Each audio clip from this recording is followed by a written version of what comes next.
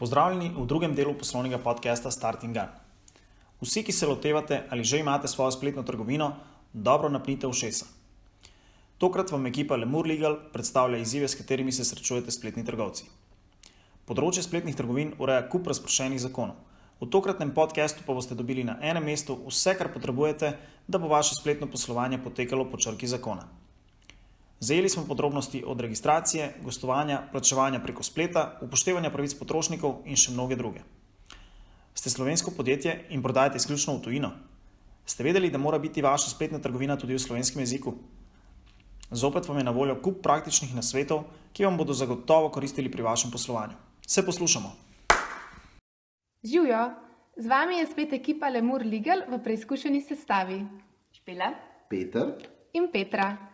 Tema našega drugega podcasta bodo spletne trgovine, kjer vam bomo na kratko predstavili, na kaj vse morate biti pozorni kot spletni trgovci. V zadnjem času se zagotovo opazili nek porast spletnih trgovin in to smo mi zaznali kot nek nov trend, zato smo se odločili, da vam na kratko predstavimo, na kaj vse morate biti pozorni. En kup pravnih pravil je, ki jih morate spoštovati, in največji pravni izziv za nepravnike je mogoče ravno to, da se vsi ti predpisi nahajajo razpršeni v številnih zakonih in podzakonskih predpisih.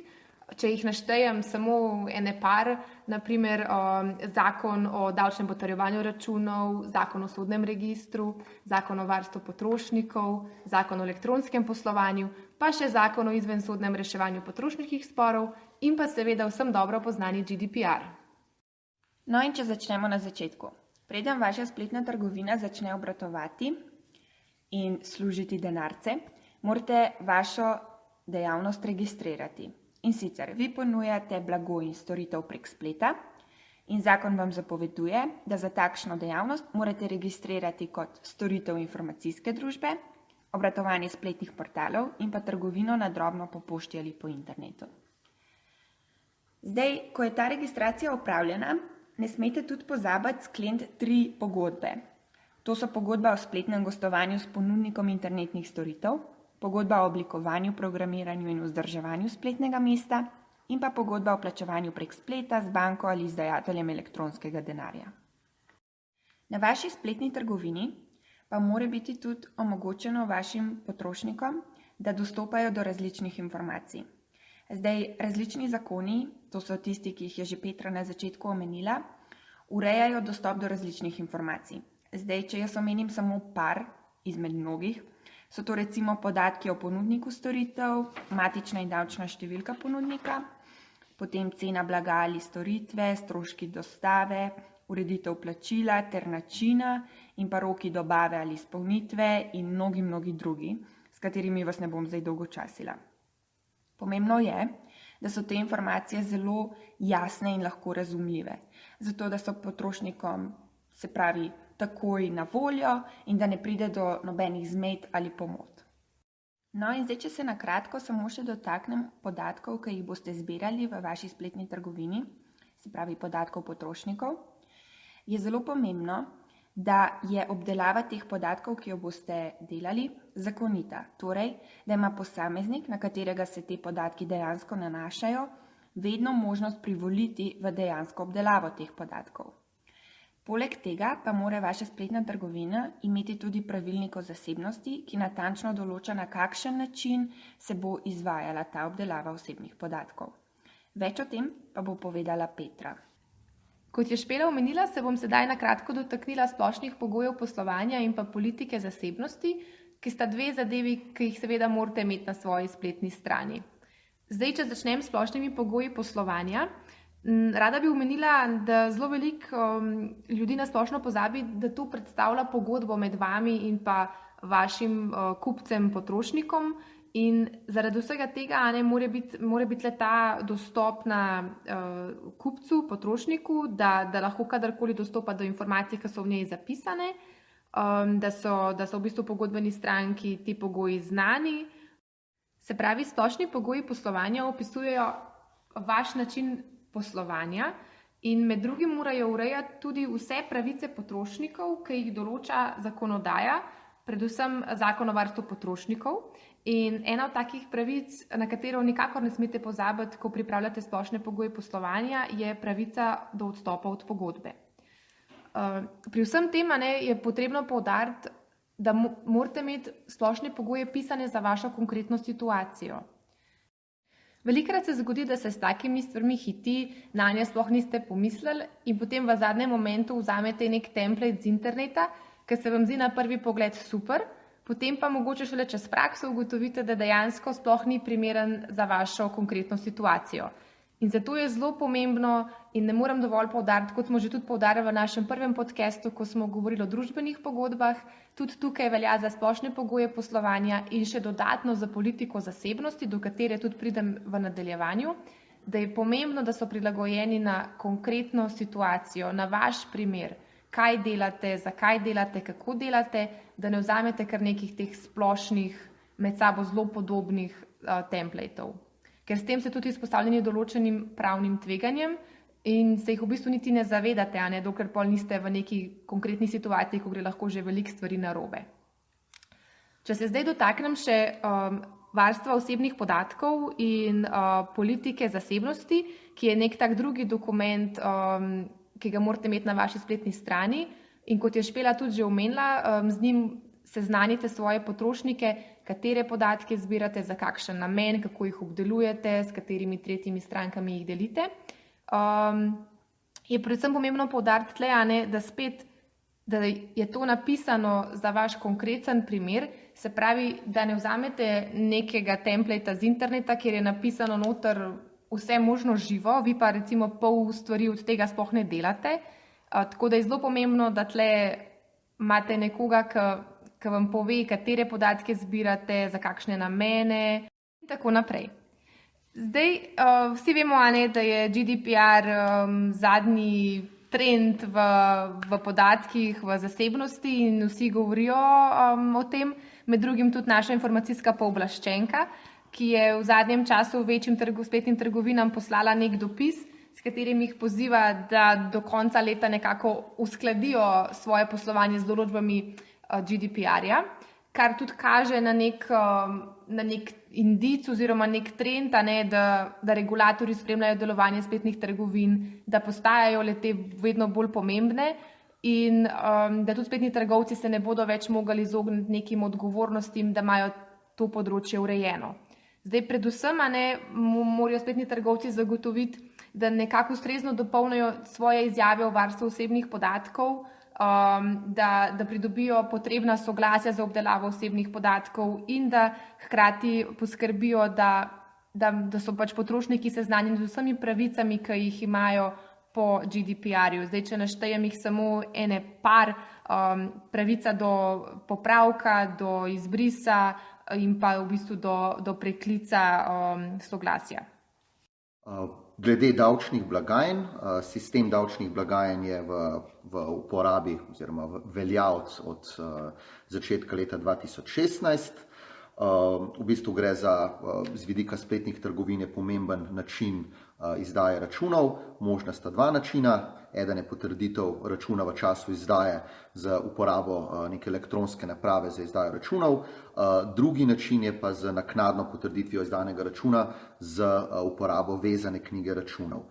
In zdaj, če se zavezanec, torej nek upravljalec spletne trgovine odloči za ta drug način, mora davčnemu organu, torej FURS-u, do 10. dne v mesecu prek elektronske povezave poslati podatke o teh računih.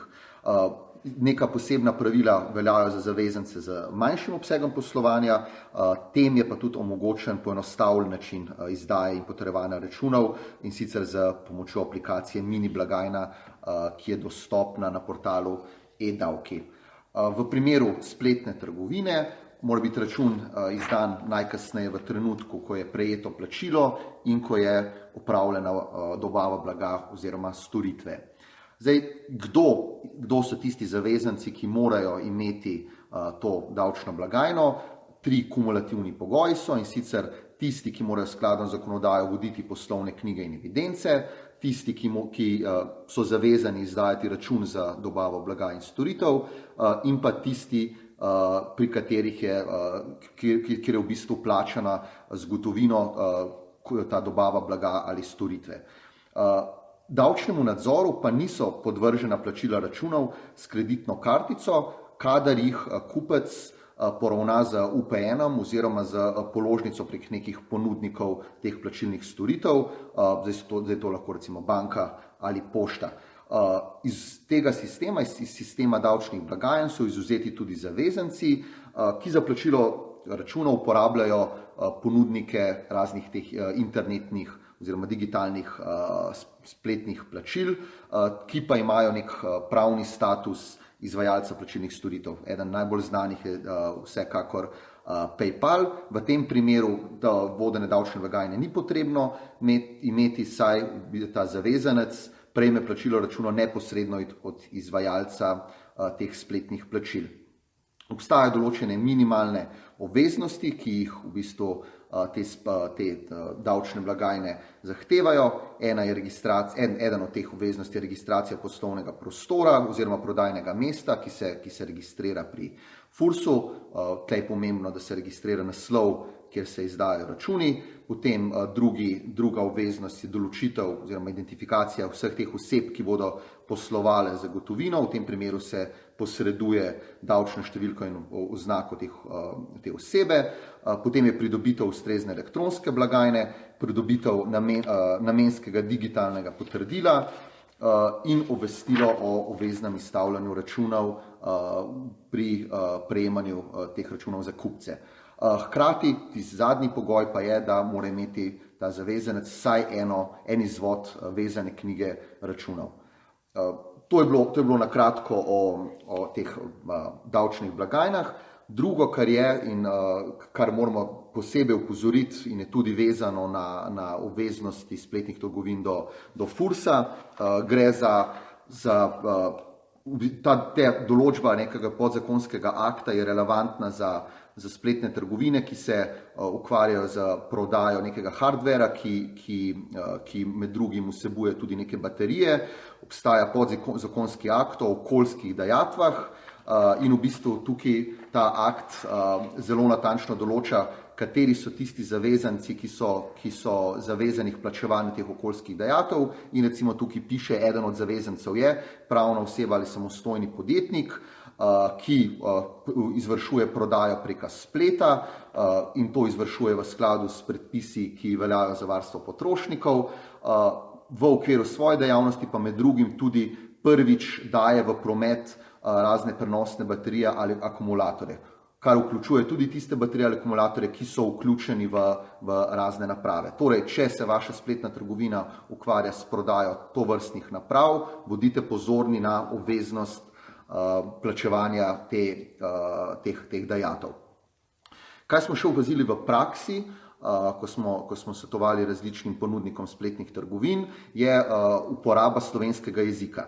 Zdaj, če je spletna trgovina registrirana v Sloveniji, recimo, da gre za nek DO ali pa za nek SP, potem se mora tukaj uporabljati oziroma spoštovati določbe zakona o uporabi slovenskega jezika, ki predpisuje, da če gre za slovensko podjetje, da mora biti spletna stran spletne trgovine tudi v slovenskem jeziku. Torej, ne glede na to, če ste pretežno usmerjeni v poslovanje s tujino, če targetirate tuje trge, morate imeti spletno stran tudi v slovenskem jeziku. To boste pozorni, to je stvar, ki smo opazili v veliko primerih, da spletne trgovine na to pozabljajo. Zdaj še ena pomembne novosti se dogajajo na področju plačil. Sicer tukaj niso ponudniki spletnih trgovin neposredno zavezani k temu, bo pa se vsekakor poznalo na platformi posredno.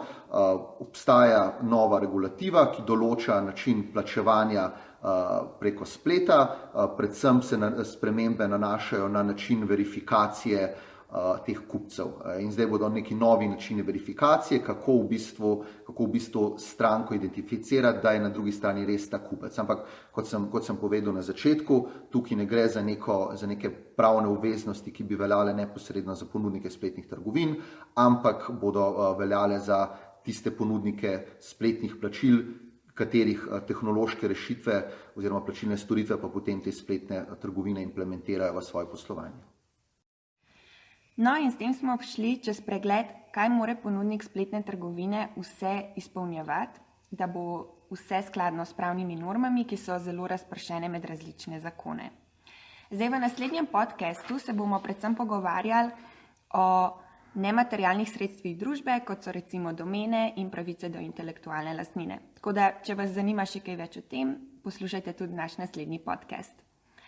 Glede spletnih trgovin bi rada samo še omenila, da imate na naši spletni strani www.lemur.legal dostop do neke checkliste, ki jo lahko pregledate, če ste v postopku odpiranja svoje spletne trgovine. No in s tem se v bistvu Lemur Legal od vas tudi tokrat poslavlja. Adijo! Dio! Adijo!